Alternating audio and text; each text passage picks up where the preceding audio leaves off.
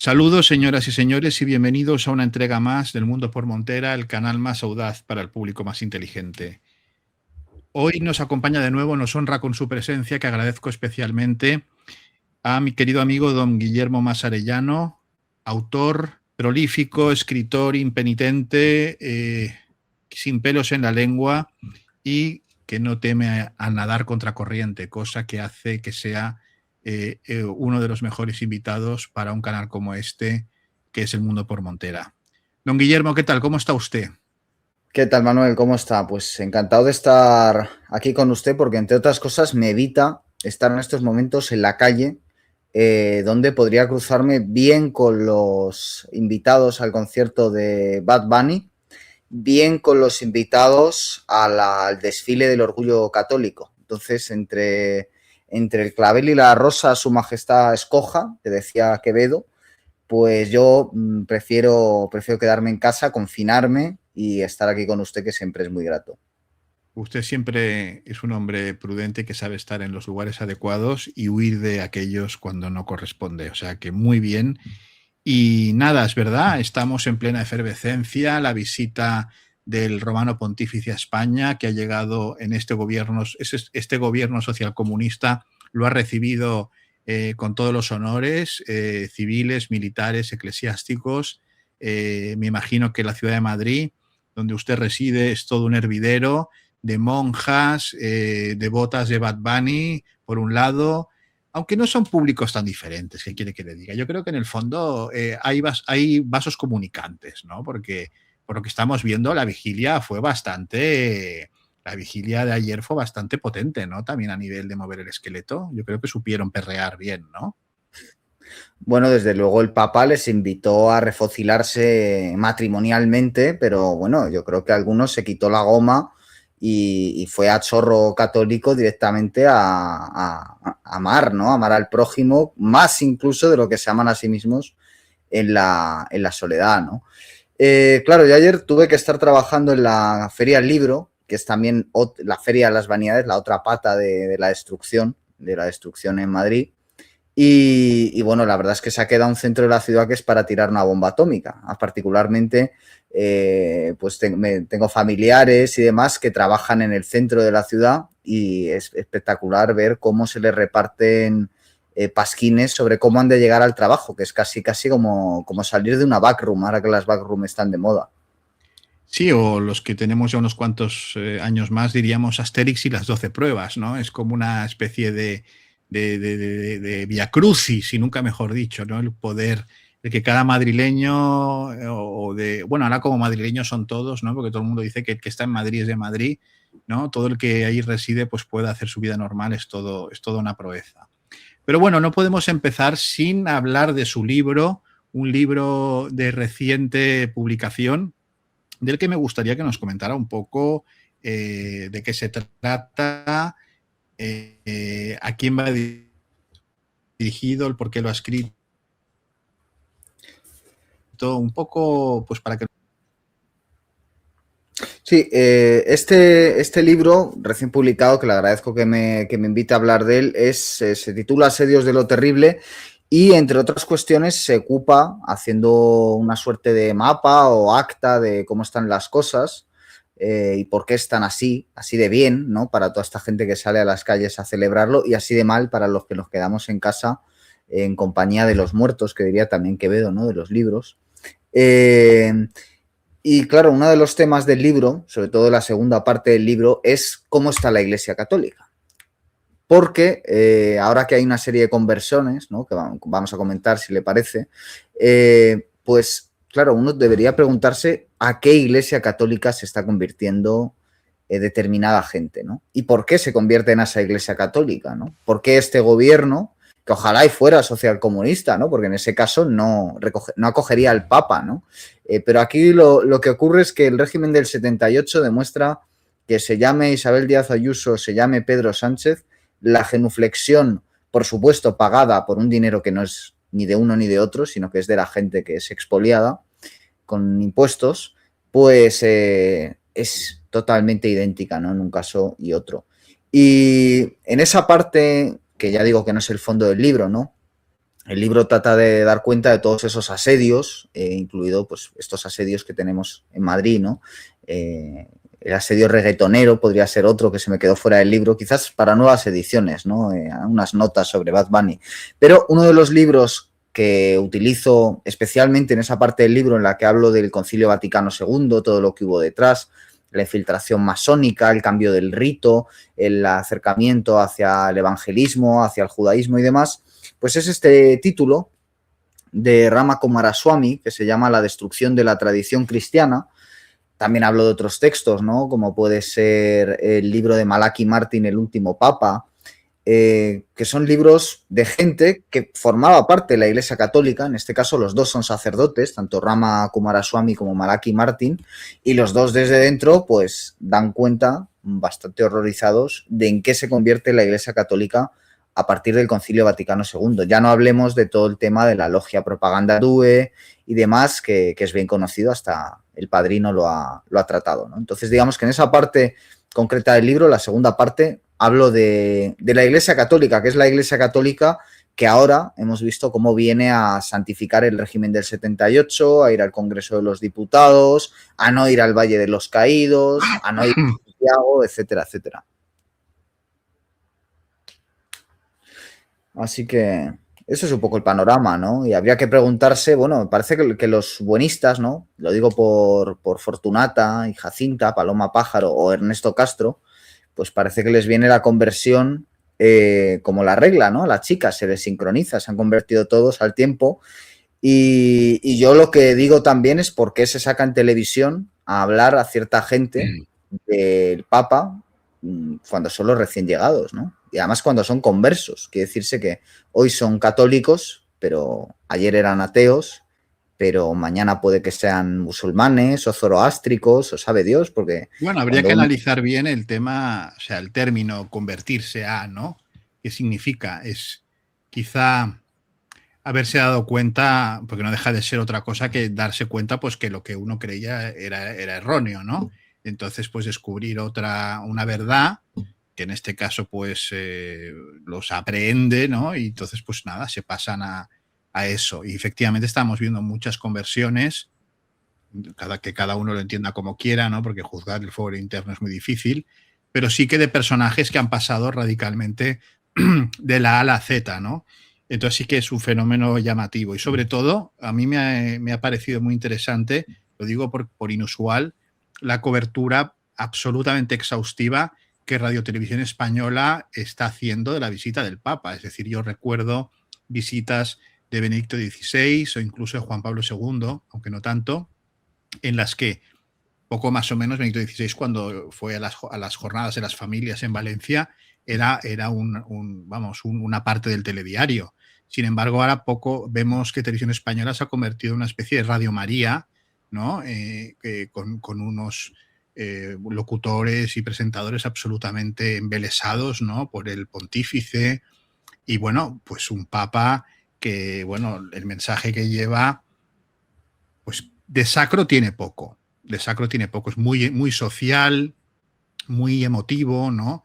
En la música y en todas esas cuestiones que esto, como muy bien indica usted, viene de la época del Concilio Vaticano II y de esa nueva iglesia que nació a partir del Vaticano II, en la que se cambió la liturgia, se cambió el idioma, se cambió pues la forma de ver el mundo, sobre todo las relaciones con otras religiones, con los judíos, con el Nostra Aetate, etcétera, que me imagino que es un poco lo que comenta este señor en su libro, ¿no?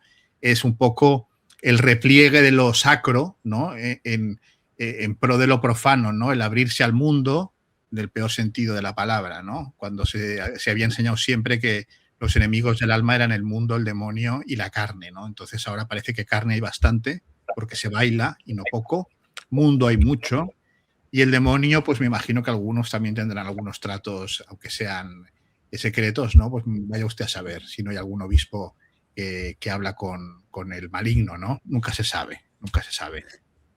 Hombre, no sé si el obispo habla con el maligno o no, pero desde luego Antonio Banderas, con el aquelarre que ha montado, está bordeándolo, ¿no? Porque, claro, hay que ver al Papa, uno que aunque ya sepa lo que hay, no deja de tener una sensibilidad y una inocencia, ¿no? Y se impacta igualmente cuando ve al Papa vestido de blanco y con la autoridad que supuestamente reviste, viendo a unos desarrapados dando brincos y bueno, tratando de vocalizar algo que quiere ser una canción. Todo ello coreografiado por Antonio Banderas, que además tengo entendido que el hombre es católico, sí, de los que están convertidos desde que vienen al mundo, ¿no? Y no sé, o sea, ya eso ya es entrar en un terreno puramente estético, que yo es una de las cosas que en el libro más le afeo a la Iglesia Católica posterior al Concilio Vaticano II, ¿no? Que es la estética. Y yo creo que un ejemplo muy claro de esto fue en el funeral de Bergoglio, del Papa Francisco, como los únicos que levantaron aquello estéticamente fueron los ortodoxos, porque el resto de la ceremonia fue de un feísmo sangrante, hasta que, bueno, aparecieron ellos, hicieron un canto tradicional y de pronto la cosa pareció realmente el funeral de un sumo pontífice, ¿no? Hasta entonces, pues había sido lo que ya no tenemos acostumbrado en cualquier liturgia, ¿no? De hecho, yo los católicos más inteligentes que conozco es gente que no va a misa los domingos por no perder la fe, porque saben que lo que van a encontrar en la iglesia es la guitarrita, es el Imagine, es el hay que acoger al inmigrante, hay que los refugiados, etcétera, que es lo mismo a lo que ha venido aquí el Papa, a decir que Pedro Sánchez lo hace todo muy bien y a irse a las Islas Canarias a un centro de inmigración a besarles los pies a los que entran ilegalmente y a bendecir, y esto tiene bastante tela que cortar, la labor de las organizaciones no gubernamentales, que como es bien sabido son mafias apenas encubiertas, ¿no? Salvo para el subnormal que se cree pues determinados medios de comunicación, ¿no? Los demás sabemos lo que hay detrás de estas ONGs y por lo tanto que un papa venga a decir que eso está muy bien y que la Unión Europea está muy bien y que el régimen del 78 está muy bien y que Pedro Sánchez está muy bien, pues hombre, realmente todo esto pagado con los impuestos de los españoles y los madrileños en un despliegue policial que yo he visto, que es tremendo, con helicópteros, con calles cortadas, con metros cortados, con un despliegue policial que es prácticamente tomar las calles, para una afluencia de gente que es la mitad del orgullo gay, todo se ha dicho, la mitad de una manifestación de Podemos cuando Podemos llenaba plazas, pues hombre, realmente uno dice, ¿esto qué es? Bueno, y sobre todo yo creo que algunos de los que están participando en estas algarabías repetirán en el orgullo gay probablemente, ¿no? Porque tal y como está la iglesia, bueno, pues ya que están en Madrid, pues a lo mejor alargan un poco la estancia. Empieza el mes de junio, que tradicionalmente había sido un mes dedicado al corazón de Jesús y ahora es un mes dedicado a los colorines, ¿no? Entonces, ¿por qué no? ¿Por qué no también hacer una apertura, ¿no? Como se llama ahora, abrirse, ¿no? Al todos, todos, todos, ¿no? Y al show este, ¿no? De las, bueno, los jacunis, ¿no? Estos que hacen estas canciones lánguidas completamente. En esa vigilia de oración pudimos ver unas canciones absolutamente insulsas, ¿no? Sin ningún tipo de, no sé, de sacralidad, como muy bien ha dicho en el entierro del Papa Bergoglio, que fue el gran artífice de la demolición absoluta. Fue el primer Papa hijo del Concilio Vaticano II, esto hay que tenerlo en cuenta, que fue el primer Papa que se formó después del concilio, es decir, él era novicio jesuita cuando se estaban aplicando las normas surgidas del Concilio Vaticano II, lo cual no es menor, ¿no? Entonces, claro, en el entierro del Papa, en el momento en el que después de las rúbricas latinas, los católicos de rito oriental, también conocidos como uniatas, empezaron a cantar el Christos Anesti en griego, pues evidentemente elevó el nivel, porque claro, no es lo mismo cantar el Kumbaya, ¿no? Que cantar pues el Christos Anesti, que es una de las canciones, uno de los cánticos, mejor dicho, más antiguos de la cristiandad y que tiene un son, resuena, ¿no? Lo sacro de milenios, ¿no? Y que eso es inevitable y bueno, no hay quien lo niegue, ¿no? Otra cosa es que, por ejemplo, León XIV en sus apariciones y en los actos litúrgicos, el latín no lo ha empleado para nada. Ha hablado en español. Benedicto XVI aún empleaba algo del latín, pero él no. Él, bueno, pues un poco lo hace un poco todo más aseado. No es difícil porque Bergoglio había dejado el nivel bastante bajo, pero digamos que más o menos sigue siendo lo mismo. Luego la estética, por ejemplo, de las casullas, de las capas pluviales, de las mitras, ¿no? Es una estética posconciliar feísima, ¿no? Bueno, llevaban como unos motivos célticos, ¿no? Una cosa rara. Parecían druidas. El Papa iba con una capa pluvial que parecía que llevara un dibujo de druida, ¿no? Una cosa un poco extraña. Entonces, todo esto creo que obedece a algo. No, sin duda. Claro, este libro de Coomaraswamy, como digo, recomiendo, y el hombre era sacerdote. Coomaraswamy es hijo de uno de los más importantes autores de la tradición sapiencial, que es Ananda Coomaraswamy. Y nació en la India, como él, de madre norteamericana. Lo que pasa es que cuando murió su padre, él se trasladó a Estados Unidos con su madre. Y él consideraba, lo dice así en alguna entrevista, que vivir fuera de una tradición religiosa era vivir en un estadio animal de la vida. Por lo tanto, él se quería convertir a otra religión y consideró que en Occidente lo normal era hacerse católico. Entonces se hizo católico y se hizo sacerdote católico. ¿Qué pasa? Que él encontró todo lo que sabemos hoy del Concilio Vaticano II y escribió ese libro, que es un libro plagado de citas de los papas, de citas de la tradición teológica católica, donde hacía una comparativa entre lo que es el corpus teológico del catolicismo, con los evangelios, con las encíclicas papales, con los textos de los padres de la Iglesia, de los teólogos, y lo comparaba con todo lo que ha venido después del Concilio Vaticano II y las pruebas, porque son pruebas, son demoledoras, que él extrae a partir de ahí, ¿no? Y ese es un libro del año 81 que anda que no le quedaba al hombre por ver. Y evidentemente nosotros ya hemos vivido mucho más, unas cuantas décadas muy elocuentes sobre dónde está la Iglesia Católica, incluida una imagen que a mí me gusta mucho sacar, que es la quema de la Catedral de Notre Dame, que es una catedral con un gran contenido católico y un gran contenido esotérico, ¿no? Recordemos que Fulcanelli, que es el gran alquimista del siglo XX, alquimista francés, cuya identidad pues hay muchas especulaciones sobre quién era. Bueno, pues Fulcanelli escribió El misterio de las catedrales, que es uno de los textos básicos del hermetismo del siglo XX, un texto donde, bueno, digamos que Fulcanelli estaba en un ambiente donde otros esoteristas, como Schwaller de Lubitsch, trabajaron mucho sobre la arquitectura sagrada egipcia.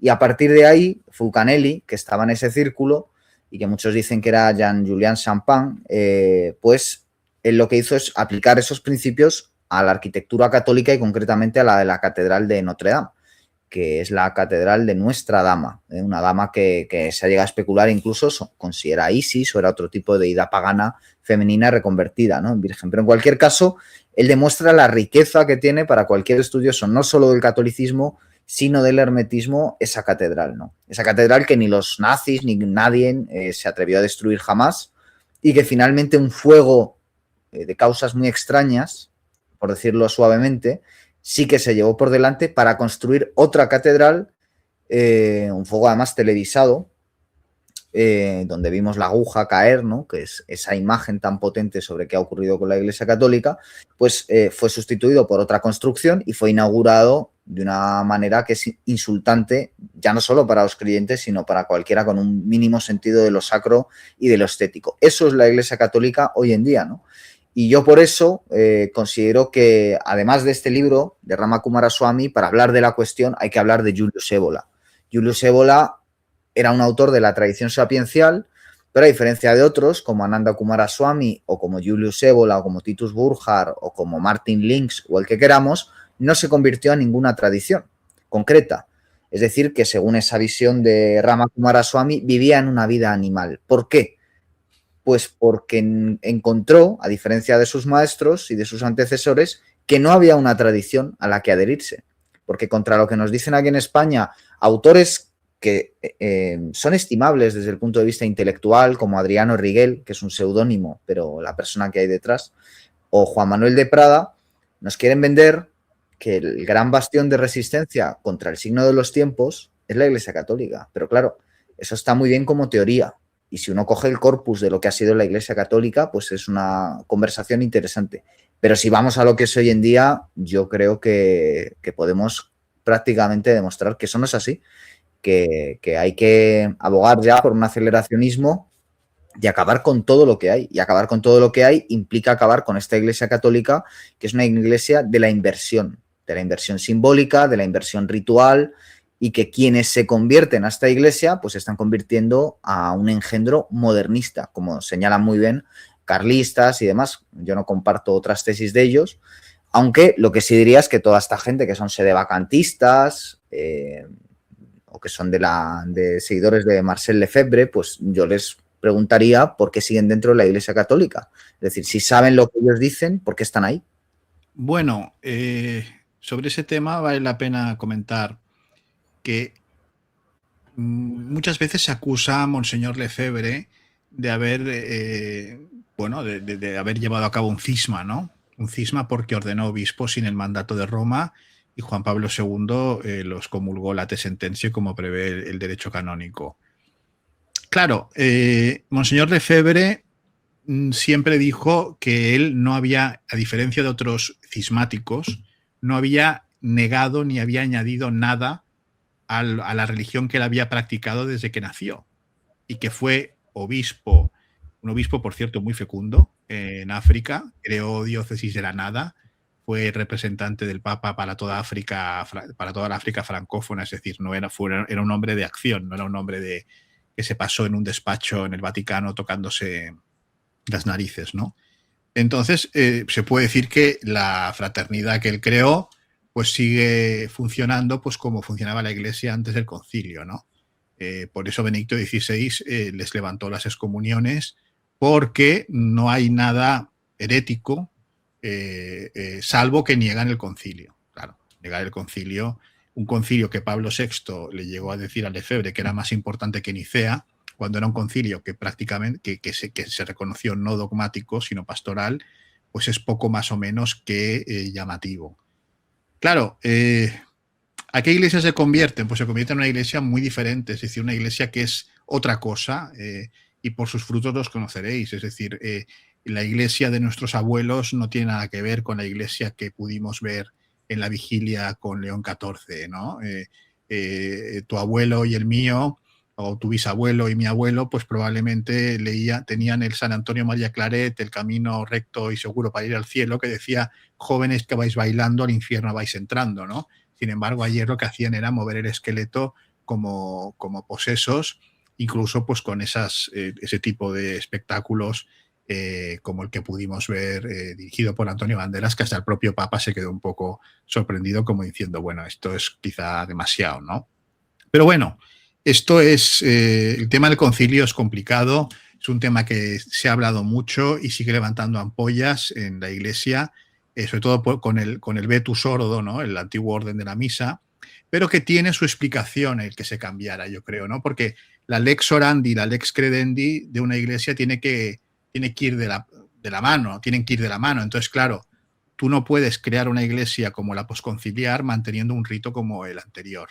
¿Por qué? Porque va en contra de los principios nuevos que ha parido ese concilio. Entonces, por eso Pablo VI, junto con varios pastores luteranos, etcétera, crearon el Novus Ordo Mise, que se llama Novus Ordo Mise, vamos, con las bendiciones de Aníbal Bugnini, que era un cardenal absolutamente, y el cardenal Bea y tantos otros que eran cardenales no precisamente muy defensores de la tradición, por ser suaves, ¿no? Yo creo que ese es un tema que usted habrá estudiado bien en este libro de este señor, ¿no? Porque seguro que lo trata profusamente. Sí, y sobre todo hay que entender que la validez de una religión se cimienta sobre todo sobre el rito, que es la práctica. Claro.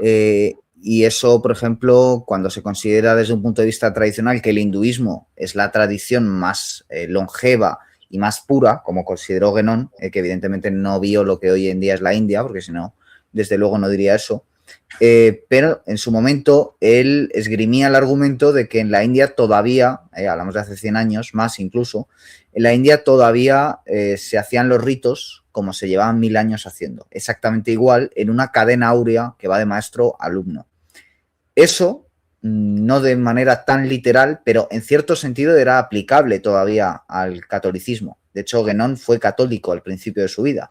Lo digo también porque a veces para atacarlo se dice que es musulmán. Musulmán se hizo al final de su vida por unas razones muy concretas, ¿no? Pero él fue católico durante un tiempo. Es verdad que simultaneó también durante unos cuantos años el estar en en el catolicismo con estar en ciertas órdenes esotéricas, que estuvo en unas cuantas, o herméticas, o como queramos, pero en cualquier caso, él cuando defendió el catolicismo lo hacía precisamente esgrimiendo el argumento de que todavía el rito se mantenía, ¿no? Entre otros. Evidentemente, eso después del Concilio Vaticano II no se puede mantener, ¿no? Y en el momento en que cualquier tradición, me da igual cómo sea, introduce la palabra nuevo, el nuevo hombre, el nuevo rito, ya sabemos para quién trabaja. O sea, hoy en día no puede haber duda de que cuando alguien introduce nuevo, pues está yendo hacia los que creen en el progreso, los que creen en toda esta serie de estas ideologías que nosotros desdeñamos, ¿no? Y la Iglesia está en eso desde hace mucho. Y evidentemente la Iglesia tiene una variedad teológica. La Iglesia, después del Concilio Vaticano II, permite una variedad teológica tan grande que ninguna organización tradicional puede permitir. Un engendro como es la teología de la liberación no puede estar permitida dentro de una organización tradicional. Y que haya, por ejemplo, obispos masones, como alguno de los que usted ha citado, o iniciados por masones, que tienen esa doble pertenencia que está, desde el punto de vista teológico, censurada por la Iglesia, prohibida y conlleva la excomunión, tampoco, ¿no? Pero eso no impide que mucha gente tenga esa doble pertenencia, ¿no? Entonces yo creo que esta vuelta de lo religioso tiene mucho que ver también con el signo de los tiempos, donde a muchos, como parte de la aceleración en la que estamos inmersos, se les acaba el chiringuito muy rápido. Se les ha acabado el chiringuito de la hispanidad, se les ha acabado el chiringuito del 15M, se les ha acabado el chiringuito de Podemos, el chiringuito de lo trans, y tienen que buscar otro. Y el signo de los tiempos, yo creo que no hace falta ser muy listo para darse cuenta de que está en un momento de pendulazo hacia lo conservador. Que como dice el marqués de Tamarón, el conservador es un conservaduros. Y entonces hay muchos que quieren conservar sus duros y los ponen a buen recaudo, con el olor a sacristía. Duros que luego te creen que te van a dar a 4 pesetas, porque luego viene el timo, ¿no? Eso es también un punto importante, ¿no? No, por supuesto. Entonces hay que entender también que esta gente vive el mundo del espectáculo. Y claro, yo otro de los temas que trato en el libro es el tema del simulacro y del espectáculo. Y evidentemente a mí yo no tengo ningún tipo de autoridad ni moral ni de ninguna otra categoría como para juzgar la vida interior del prójimo. La vida interior que incluye la vida espiritual, ¿no? Las conversiones. Pero claro, cuando esta gente retransmite en directo la conversión, a mí me están haciendo partícipe, ¿no? Y para mí no se diferencia mucho de la pornografía, ¿no? El tema de la ropa y tal, pero por lo demás es pornografía espiritual. O sea, esto de convertirte y a los 10 días, como en el caso de Paloma Pájaro, Fortunata y Jacinta, hacer ya un podcast en un canal católico comentándolo, para mí es pornográfico. Y esto Ernesto Castro, que hace un año se cayó del guindo en Montserrat, ¿no? Donde la Virgen Negra, la Moreneta, y hace un mes escaso se ha bautizado, ha comulgado y se ha confirmado el mismo día, y a las 2 semanas ya le ha escrito una carta al Papa abierta, que es un encargo de los organizadores de la visita del Papa a España, y que hoy estaba en la Cibeles, en Televisión Española, hablando de ello. Para mí es pornografía. Es pornografía y además yo creo que hay otra cuestión importante, y es que cuando tú tienes una trayectoria, tú tienes que dar cuenta de lo que tú vas diciendo y lo que tú vas proponiendo. Yo, como usted sabe, he estado en la sayo, pues, como queramos llamarlo, del hispanismo. Yo me lo creí, yo me lo comí, y yo compré los libros de toda esta gente y los leí, y yo empecé defendiendo estas cuestiones también, de que la leyenda negra y que el resurgir hispánico y que el futuro estaba en lo hispano. Muy bien. ¿Qué pasa? Que han pasado los años, me he dado cuenta de que aquello era algo que no tenía ningún tipo de operatividad, y yo lo he dicho públicamente, yo lo he puesto por escrito, y yo he dicho... Y lo hemos hablado aquí, Claro, hemos hablado aquí, yo digo, yo me lo tragué. Esta gente han hecho, como en el caso de Ernesto Castro, hasta una teoría filosófica del naturalismo, de que la naturaleza está antes de todo, de cualquier idea de Dios, de cualquier concepto humano, y va a estar después de todo. Y que con eso se iba a acabar con el nihilismo, con el idealismo, con el no sé quéismo, ¿qué pasa? Que eso parece que no funcionó muy bien. Parece que tampoco funcionó muy bien la carrera académica, porque a Ernesto Castro se le dio un puesto y después ese puesto se le quitó, y esto está aprobado, y hay artículos de prensa donde se cuenta, y yo conozco gente particularmente que formó parte del proceso, donde la titularidad estética que se le había dado se puso en duda por los méritos que él pudiera tener y por el papel que pudiera haber jugado su padre, Fernando Castro, que es profesor universitario. Y como tantos otros, porque es gente que vive de esto, vive de este cuento. Es gente que cobra por todo. Es decir, si dan una charla, te cobran 200 euros. Si te hacen un prólogo, te cobran 200 euros. Viven de esto. Entonces, como viven de esto, no salen a decir, mire, me he equivocado, he tenido una conversión sincera y ahora voy a desaparecer del ámbito público a vivir esta nueva etapa de mi vida en intimidad. No, inmediatamente encienden la cámara y lo cuentan. Y eso en un mundo del espectáculo y del simulacro, que ya estamos más que acostumbrados a lo mismo en otros tantos ámbitos, a mí particularmente me hace sospechar. Efectivamente, el tema de juzgar el fuero interno no es posible y sería una temeridad por nuestra parte, pero sí que es verdad que cuando lo hacen en fin, con luces y focos y cámaras, pues bueno, evidentemente se arriesgan a que gente como usted y como yo pues lo comentemos, ¿no? Creo que eso es algo que va implícito cuando uno pues proclama algo, además algo tan importante o tan fuerte. Pero antes de pasar a los conversos, que vamos a pasar ahora, quisiera comentar esto que ha dicho de qué hacen los que, sabiendo todo esto, siguen dentro de la Iglesia Católica, ¿no? Que me parece un punto muy importante.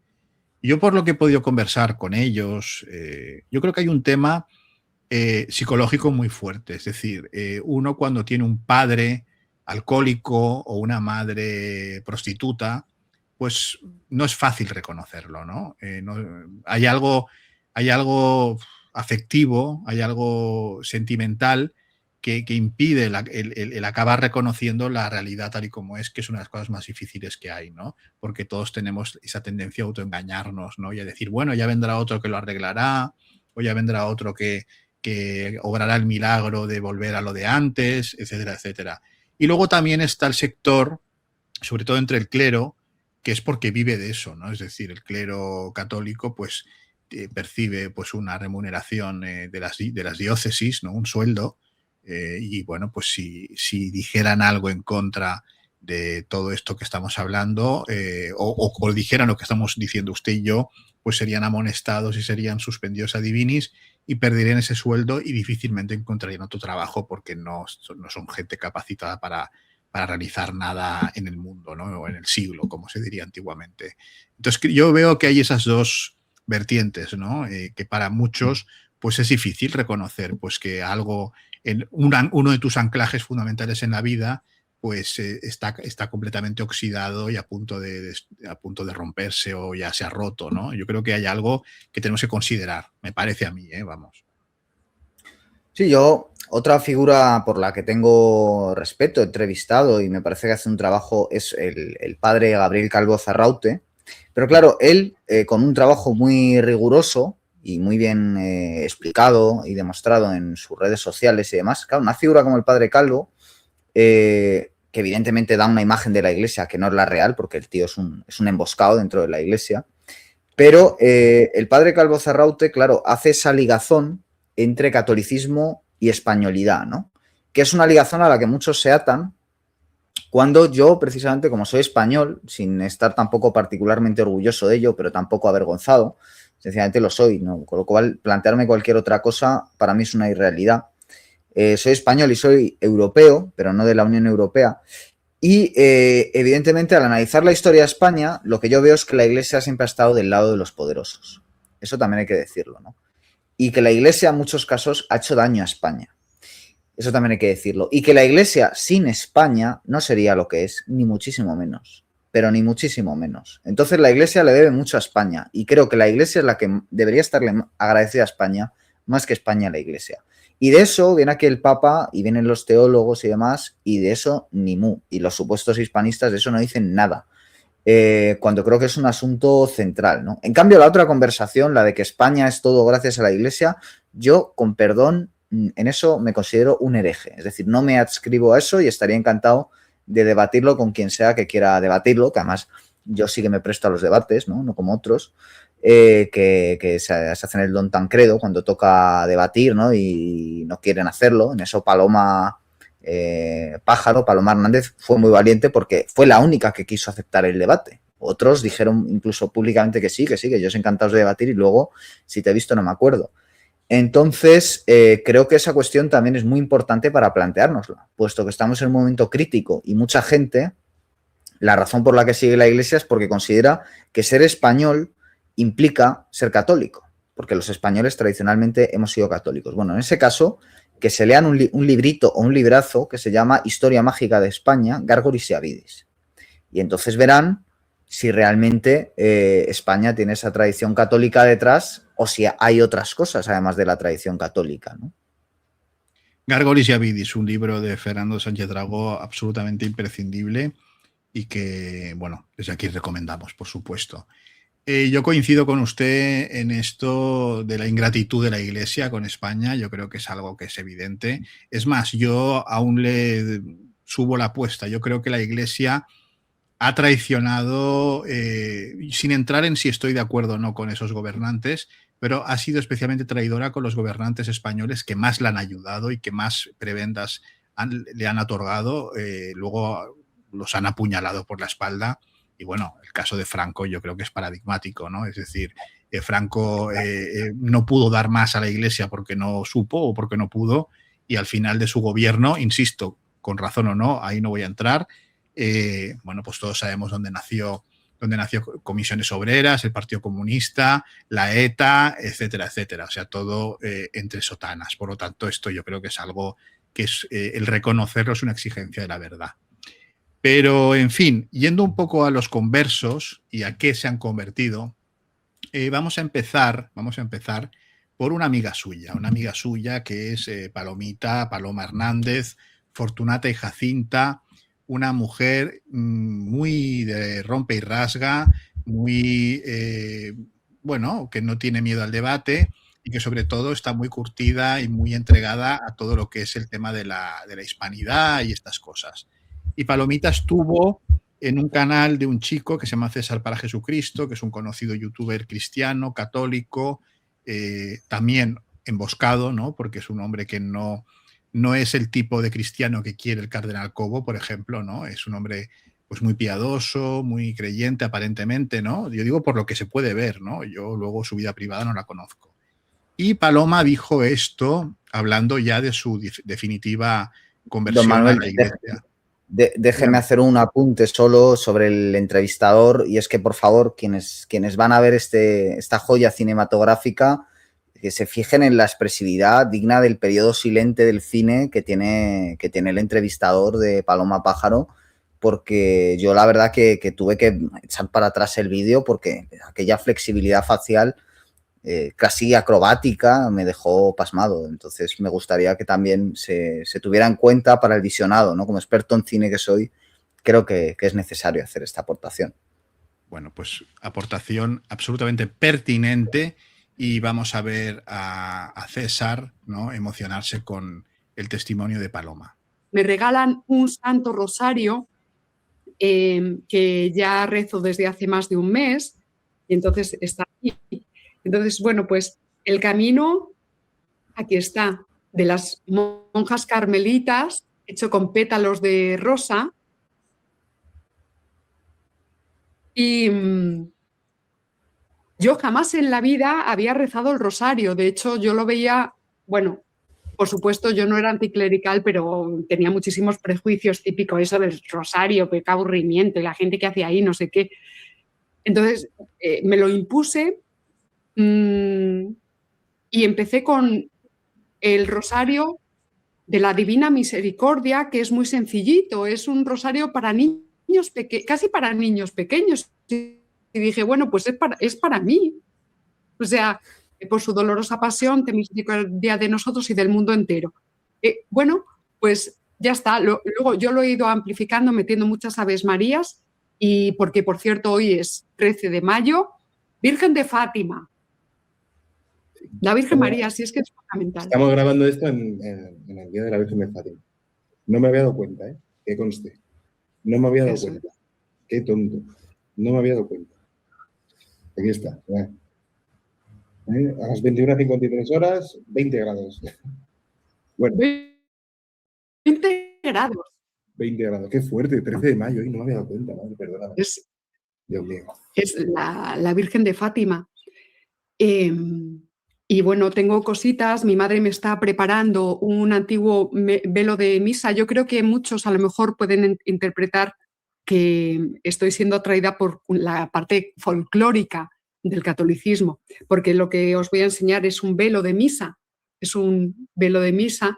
Es muy viejito, entonces necesito que se le arregle, porque tendrá a lo mejor 90 años o 100 años. Pero yo pienso que, y es una necesidad que yo tengo ahora como muy a flor de piel, la necesidad de rodearme. El catolicismo no es iconoclasta. Entonces, tengo la necesidad de rodearme de objetos bellos y católicos, porque uno de las señales visibles de la destrucción del orden en el mundo es la entrada de la fealdad y de lo grotesco y la desaparición de la belleza. Yo creo que ya es el momento de iniciar un crowdfunding para que la rodeemos de objetos religiosos, desde fragmentos del madero en el que el Señor fue crucificado hasta prepucios del Señor, que hay unos cuantos cientos a lo largo del mundo, y todo lo que ella quiera. Cuantos más objetos mejor.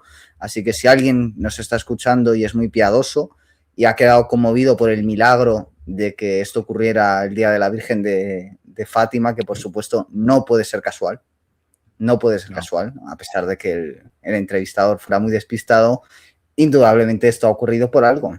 Y ha ocurrido porque, según ella misma cuenta en esa entrevista, su vuelta al catolicismo tiene lugar 10 días antes.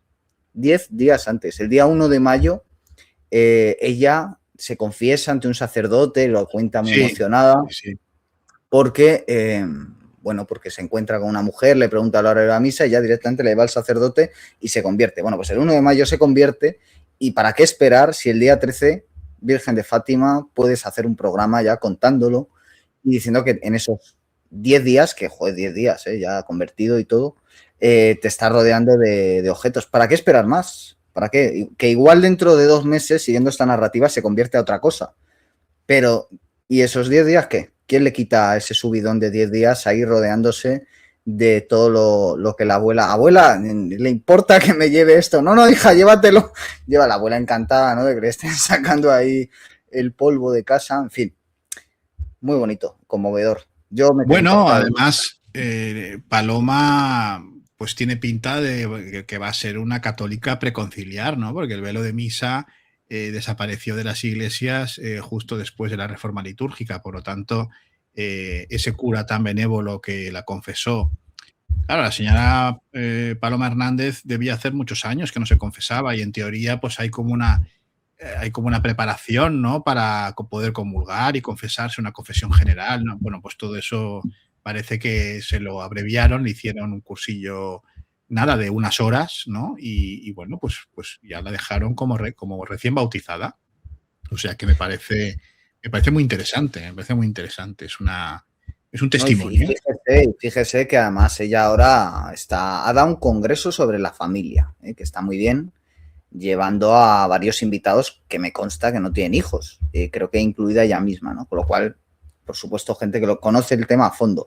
Y además ella ahora está hablando de la ternura masculina, que me parece otra mina. Entonces yo, que siga la ola de conversiones, que siga, porque a mí, desde luego, en este sopor veraniego me traen un gran aprendizaje. Sí. Yo soy más tierno. Ahora soy más tierno. ¿No me lo nota usted, Manuel, que estoy más tierno hoy? Hoy se lo he notado que está usted un poco más tierno, sí, un poco más, sí, como tocado por... Eso es tener al Papa en la misma ciudad, yo creo que lo provoca, ¿no? Emana un efluvio, ¿no? Que afecta a todos los habitantes de la ciudad de Madrid, ¿no? Como también le habrá pasado a otro insigne filósofo, don Ernesto Castro, que aquí explica en su canal pues cómo fue esa conversión. Hay un previo, ¿no?, que se le ve que está como un poco nervioso, ¿no? Está como un poco nervioso o excitado, ¿no? Que me imagino que eso debe ser pues la alegría de la conversión, ¿no? Que bueno, que afecta, ¿no? Y aquí está, y lo tenemos. La cátedra que nunca tuve. Me voy a abrazar a la silla, ¿no? A la cátedra. ¿Por qué? Porque hay mucha gente en la universidad así, ¿eh? O sea, la cantidad de gente que está golpeando a su silla en plan, ¿por qué? O la silla de youtuber, o la silla de catedrático, ¿no? Esto es ni chicha ni limonada. Esto no es ni la cátedra, ni la famosa silla que te hace una paja directamente de los gamers, sí, ¿no? sí. Esa silla que te acoge en su seno, turgente, ese seno en forma de mueble, es el sustituto de la mujer prácticamente, ¿no? O sea, esa especie de muñeca inflable que es la silla del youtuber, la silla del gamer, que ya te lo hace todo, que directamente casi juega por ti. Pues no, seguimos lo mantenemos real. Mantenemos en esta silla de Ikea de toda la vida con las estanterías de Ikea, el Billy, la publicidad indirecta que le he estado haciendo a la compañía nórdica es absoluta. Y no te han pagado, Ernesto, no te han pagado. Deben ser los únicos, por lo que me han dicho. Los demás es un poco más implacable. Probabilidades de que haya sido por su gestión. Dice Marina, querida Marina. ¿Pero qué dice usted, querida doña Marina? ¿Cómo dice usted que es por su gestión? Lo que no entiende usted es que la alternativa a mi conversión era mi muerte. Este es el punto del que estamos hablando. Estamos hablando de que yo iba a Montserrat casi con intenciones de tirarme del primer peñasco que viera y según me encontré con la Virgen y alcancé un estado de paz absoluto y total. Y sin quererlo, ahí fue. Ella tomó la iniciativa. No queda, o sea, la cuestión es, yo no entro ya ni en la ciencia, ni en la filosofía, ni en nada de esto. Es que, o sea, la cuestión era una cuestión de vida o muerte y yo salí vivo. O sea, yo podría haber terminado despeñado por Montserrat o salvado por la Virgen. No quedaba otra. Entonces, obviamente Dios opera a través de causas eficientes ordinarias. Ahí no me van ustedes a ganar el pulso de la escolástica clásica. Obviamente, si hay milagros, yo creo que mejor fuera. Yo era más bien otro lunes, ¿no? Otro lunes en el paraíso. Bueno. Vaya ego, ¿no? Dios no tendrá cosas que hacer. Mira que hay hambre en el mundo, gente con cáncer incurable, otros tantos suicidas que sí se revientan contra el parqué. Contra las aceras. A mí yo he tenido varios, además cercanos, y bueno, por lo visto no merecían tanta compasión divina como Ernesto Castro porque no oyeron la voz de la moreneta, de esa Isis negra. Bueno, es curioso, ¿no? Se ve venir cuando un tipo así dice que Disforia Mundi, de Paul Beatriz Preciado, que yo lo he leído, es el mejor libro de filosofía del siglo XXI. Cuando alguien dice eso, puede decir luego cualquier cosa y te la crees. Porque, claro, ya está acostumbrado a las transiciones, a transicionar. Ayer era Ernesto, mañana Ernesta. Ayer decía esto, mañana digo esta. Todo es posible. Claro, él tiene a Edith Stein, no sé si se ha fijado usted. Sí. Tiene a Edith Stein ahí en la mesa. La otra es Carson McCullers, creo. Entonces, claro, Edith Stein, a la que dedicó una novela ya este chico, pues Edith Stein no es Simone Weil, digámoslo así. ¿Por qué? Porque Simone Weil, que mucha gente cree que es católica, nunca fue católica. Simone Weil, en los últimos años de su vida, por cierto, bastante mejor intelectualmente que Edith Stein, bastante superior, pues Edith Stein nunca se interesó por los gnósticos, como se hizo Simone Weil, nunca se interesó por los griegos al nivel al que lo hizo Simone Weil. Entonces, Simone Weil, que por decirlo así, tiene una amplitud mayor como autora, es mucho más complicada. Entonces, ya cuando hizo el libro sobre Edith Stein, teníamos que ver que todo era posible también. Luego está, claro, que alguien que se ha declarado poliamoroso, alguien que, bueno, no lo digo yo, lo dice su pareja, Luna Miguel, que tiene un hijo de otro señor. Claro, el sadomasoquismo, ¿no? Le interesa mucho a ella, ¿no? Ha escrito obras como Caliente y tal. Ahora se han convertido, ¿no? Y digo yo, se han convertido y el poliamor y el sadomasoquismo y el trap, todo eso ya no. ¿se encaja? Ya no. ¿Ya no? Eso ya No, es que no lo aclaran, digo, o encaja en el catolicismo. Porque a lo Hombre, mejor ahora el en el catolicismo posconciliar, ¿por qué no? Un par de latigazos. en el Opus Dei, ¿no? A lo mejor ahora son de contrición, ahora son como los de Escribá, ahora llevan el cilicio puesto, no se sabe, ¿no? Habría que aclararlo. Yo quiero que me lo aclaren, ¿no? O sea, quiero que me aclaren porque lo han hecho público. Como lo han hecho público, pues que lo resuelvan en público también, la duda. Y esto del realismo poscontinental, del fósil que antecede a la humanidad y la sucede, la pseudofilosofía de la naturaleza que hizo Ernesto Castro, todos esos textos ya no están en pie, o sí. Yo quiero una aclaración intelectual, y dado que él pone lo personal, porque su motivo es personal, no es intelectual, quiero que también me lo aclare. Bueno, usted como yo ha tenido la penitencia, ¿no?, de tener que ver todo el vídeo, y él ya dice que la filosofía ya no le interesa y que él está ahora por otras cosas, que en fin, que estas cosas ya no. Bueno, está explicándole al Papa la teología, porque en la carta le explica al Papa que Elohim es un plural. Fíjese usted que el Papa no debía saberlo. Total, solo ha estudiado teología. Sí, esto es como Isabel Díaz Ayuso, que fue a ver al Papa pocos días antes de venir a España y le llevó una especie de álbum con fotos de la Comunidad de Madrid, de pesebres y todo eso, y le estaba explicando lo que era un pesebre al Papa. Estaba diciendo, mira, este es San José, la Virgen y el niño. Y el Papa ahí mirando como diciendo, tía, ¿qué te has fumado o qué te pasa? ¿No? O sea, bueno, es lo que hay, pero está teniendo mucho predicamento hasta el punto que, como muy bien ha indicado al principio del programa, hemos podido ver a Ernesto Castro en la misa en Cibeles, entrevistado por Televisión Española, como un ejemplo. Aquí pone, visita del Papa. Ernesto Castro, profesor de filosofía, se convirtió al catolicismo hace poco y hoy está en Cibeles, donde León XIV oficiará una misa multitudinaria. La conversión no es un día concreto, es toda la vida. Y aquí está Ernesto Castro con pose de seminarista y dice esto. Hice los 3 sacramentos hace muy poco, en la vigilia pascual última, en la última Semana Santa, el bautismo, la confirmación y la primera Eucaristía.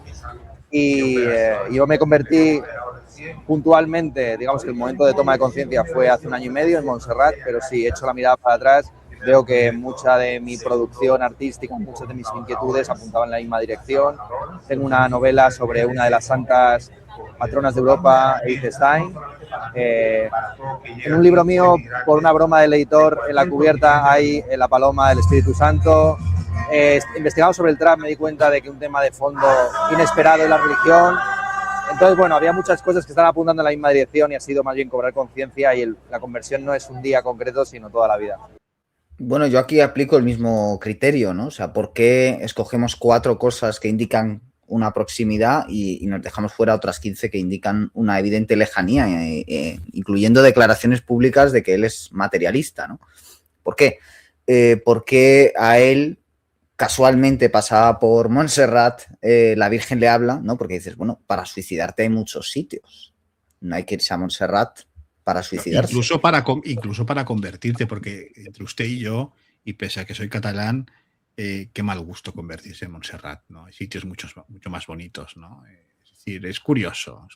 Pero tan simbólicos, porque también habría que decir que esto de que la misa haya sido en Cibeles, que ya me acusarán de conspiranoico y todas estas cosas, claro, Alexander Dugin dice muy bien en su libro más importante, que es donde habla de Apolo, Dioniso y Cibeles, que esta es la civilización de Cibeles, la civilización de lo terrestre. Y evidentemente ver a toda esta gente reunida ahí en Cibeles, pues para mí es muy significativo, ¿no? Ya dejando de lado el extraño pebetero que hay allí siempre encendido, el obelisco que hay a escasos metros frente al Museo Thyssen y demás. Pero lo curioso es, Cibeles al final es lo terrestre, Cibeles es impermeable a lo vertical, es todo lo contrario, es lo horizontal desde un punto de vista espiritual. Entonces, bueno, para mí es muy significativo ver a toda esta gente congregándose en Cibeles, porque es muy representativo del tipo de espiritualidad que representan estos nuevos creyentes. Para mí es una espiritualidad plana, es una espiritualidad que es antitradicional y por lo tanto pues es una espiritualidad invertida, y en esa espiritualidad naturalmente caben mejor los conversos para generar un efecto llamada que el cristiano viejo, ¿no? Porque otra cuestión aquí sería ¿qué pasa? Que el que lleva siendo toda la vida católico, a ese que le den. vamos a darle atención a los que acaban de llegar y ya van a escribirle cartas al Papa y ya van a recibir al Papa en Montserrat a contarle quién es Elohim. Bueno, pues yo creo que está bastante claro, ¿no? Para el que tenga dos dedos de frente todo. Ahora que dice usted esto de Cibeles, hoy recuerdo un post de un jesuita diciendo que el lugar era incómodo, era un lugar inexplicable, porque hay sitios en Madrid mucho más cómodos para poder pues tener una misa y tal. Entonces, pues bueno, esto que dice este jesuita refuerza un poco su tesis de que es un poco absurdo, salvo que haya una intención que no conocemos, ¿no? Y había otro cura que le daba la razón.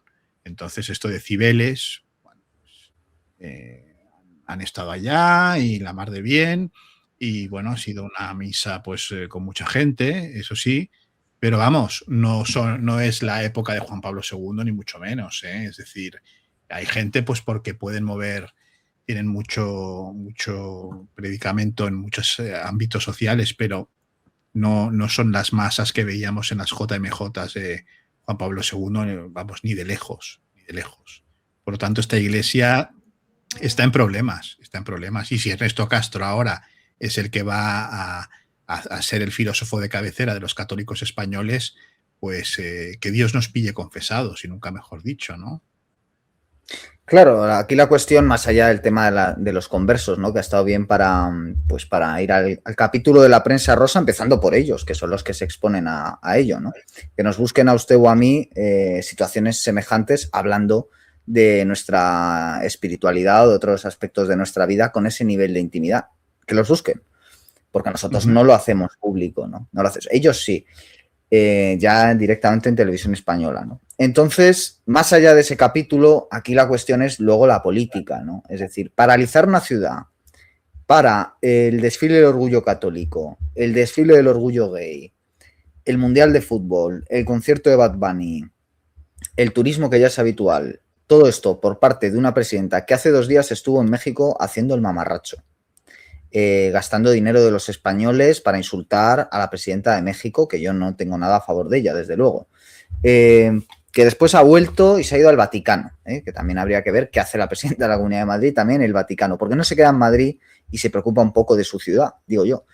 Y luego otra cosa que hay que decir, y que no se dice, es que esta gente no trae dinero. El turismo no trae dinero. El turismo es un turismo cada vez más empobrecido, que lo que trae normalmente es explotación laboral, empeoramiento de lo que es la vivienda en la ciudad, de lo que son los servicios, como podemos ver, y muy poco dinero, de hecho cada vez menos. No solo los que han acudido al desfile del orgullo católico o los que acudirán al desfile del orgullo gay, es gente que se alimenta de pan y agua, nunca mejor dicho, y que, de hecho, si miramos los números en sitios como Chueca, que están bastante concurridos tanto en un desfile como otro, pues veremos que no dejan tanto dinero. Lo que pasa es que eso no interesa más la retórica, ¿no? Pero ya desde el punto de vista político, yo creo que si hubiera una oposición interesante a nivel regional, se le preguntaría a la presidenta el porqué de ese despliegue que era innecesario, ¿no? Porque en definitiva el que le interesa estar protegido es al Papa.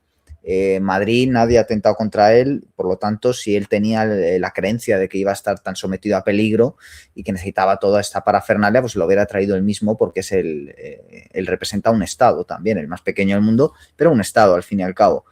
Entonces eso por un lado, ¿no? Y luego por otro lado, si hubiera una buena oposición, que no la hay, se denunciaría la connivencia de este Papa para con el gobierno de Pedro Sánchez, que es un gobierno en este momento cercado por casos de corrupción.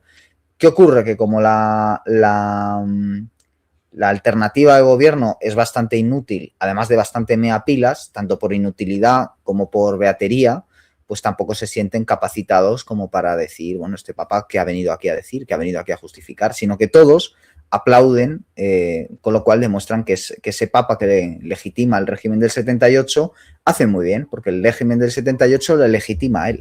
Y entre todos se entienden. Entre todos se entienden. Y bueno, como no hay 2 sin 3, vamos a acabar con el compañero de fatigas de Ernesto Castro, que es otro youtuber que ha pasado de ser el youtuber de los tatuajes al youtuber cristiano, lo cual es todo, bueno, es todo un periplo, ¿no? Toda una, en fin, una cosa asombrosa, ¿no? Y es este tal ZZ, me parece que se llama, que bueno, cuenta algo muy interesante. Yo soñé que Dios me amaba. Era la mejor que yo nunca, pues no con un poquito de diferencia. Una diferencia abismal. Dios me está regalando cosas muy bonitas, pero como he dicho anteriormente, cosas que dan mucho miedo. Dios te habla directamente y te dice, ¿cuándo vas a dejar de hacer el imbécil en este aspecto? Y que te lo diga tu madre es una cosa, porque te lo diga Dios, ahí no hay duda.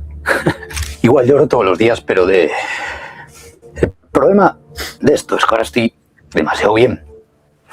Bueno, no quería hacer este vídeo.